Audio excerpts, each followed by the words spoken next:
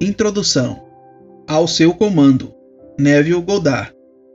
Este livro contém a essência do princípio da expressão.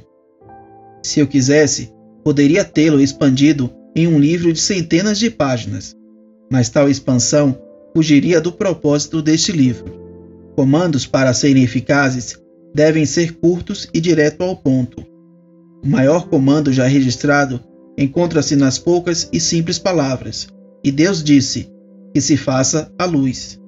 Se mantendo neste princípio, agora eu entrego a você, leitor, nestas poucas palavras, a verdade conforme revelada para mim. Neville. Ao seu comando. Pode o homem decretar alguma coisa e ela vir a acontecer? Mais que certamente que pode. O homem sempre decretou o que tem aparecido em seu mundo, e ele hoje continua decretando o que está aparecendo em seu mundo, e ele continuará a fazê-lo. Enquanto o homem for consciente de ser homem, não há nada que tenha aparecido no mundo do homem que ele não tenha decretado que deveria. Você pode até negar, tente se quiser, você não conseguirá provar o contrário, pois essa afirmação se baseia em um princípio imutável. Você não vai conseguir comandar as coisas que irão aparecer através de suas palavras ou através das suas declarações em voz alta. Tais vãs repetições frequentemente só confirmam o oposto do que se é dito. Um comando ou afirmação sempre será feito através da consciência. Ou seja, cada homem deve ser consciente daquilo o que afirma para si mesmo. Título: Uma nova perspectiva. Quando a Bíblia for lida nessa perspectiva, você perceberá que ela é o maior livro científico já escrito, ao invés de olhar para a Bíblia como o registro histórico de uma antiga civilização, ou como a biografia da vida incomum de Jesus. Veja como um grande drama psicológico, ocorrendo na consciência de cada homem. E quando menos esperar, o seu mundo passará dos estéreis desertos do Egito à terra prometida de Canaã. Título: A natureza de Deus. Todo mundo poderia concordar com a afirmação de que todas as coisas foram feitas por Deus e que sem Ele nada poderia existir. Todo mundo poderia concordar com a afirmação de que todas as coisas foram feitas por Deus e que sem Ele nada poderia existir. Porém, o que o homem não consegue chegar a um consenso é sobre a identidade de Deus. Todas as igrejas e sacerdócios do mundo discordam quanto à verdadeira identidade e à natureza de Deus. A Bíblia prova sem sombra de dúvida que Moisés e os profetas estavam 100% em concordância quanto à identidade e à natureza de Deus. A vida e ensinamentos de Jesus também se seguiram de acordo com as conclusões dos profetas antigos. Moisés descobriu que a natureza de Deus está na consciência do ser humano.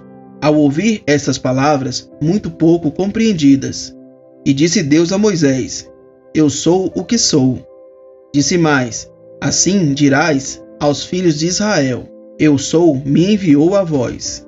Êxodo, capítulo 3, versículo 4. Davi cantou em seus salmos: Aquietai-vos e saibam que eu sou Deus. Salmos 46, versículo 10. Isaías declarou: Eu sou o Senhor, e não há ninguém acima de mim. Não há nenhum Deus ao meu lado. E te cingirei, ainda que tu não me conheças. Eu formei a luz e criei a escuridão. Eu fiz a paz e criei o mal. Eu, o Senhor, faço todas as coisas. Isaías 45, versículos 5 e 7. A consciência de ser como Deus é repetida centenas de vezes no Novo Testamento, para citar apenas algumas. Eu sou o pastor. Eu sou a porta. Eu sou a ressurreição e a vida. Eu sou o caminho. Eu sou o Alfa e o Ômega.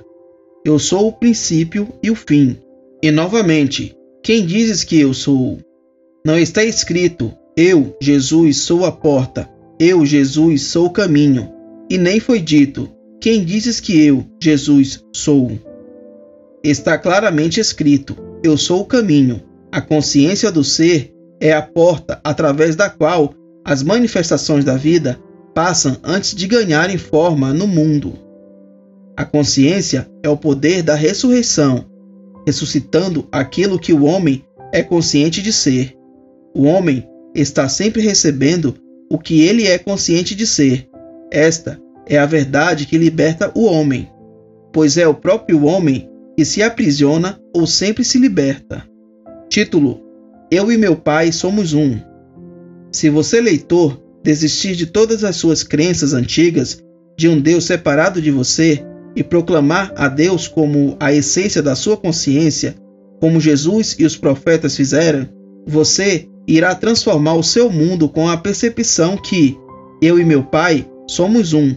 Essas afirmações, eu e meu Pai somos um, João 10, versículo 31, e meu Pai é maior do que eu, João 14, versículo 28, parecem ser controversas, mas se interpretadas tendo em conta o que acabamos de dizer, no que se diz respeito à identidade de Deus, você vai notar que elas são completamente esclarecedoras.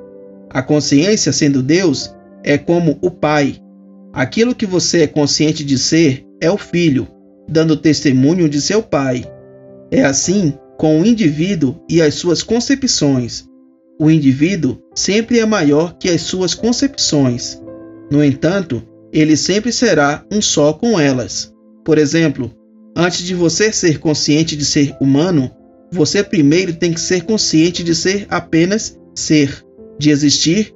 Depois, em seguida, você se torna consciente de ser homem ou de ser mulher. E você ainda continua como indivíduo, acima de suas concepções, sendo humano, sendo homem ou sendo mulher, somando ainda todas as outras concepções que você tem de si mesmo. Jesus descobriu essa verdade gloriosa declarando-se ser um só com Deus, não um Deus que o homem tenha moldado, pois ele nunca reconheceu tal Deus.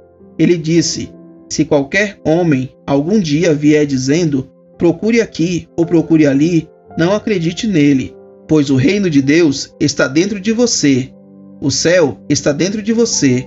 Portanto, quando foi registrado que ele ascendeu até seu Pai, foi dizendo que ele ascendeu em consciência ao ponto onde ele se tornou apenas consciente de ser, transcendendo assim as limitações de sua presente concepção de si mesmo, chamada Jesus. Título: Seja aquilo o que você deseja ser.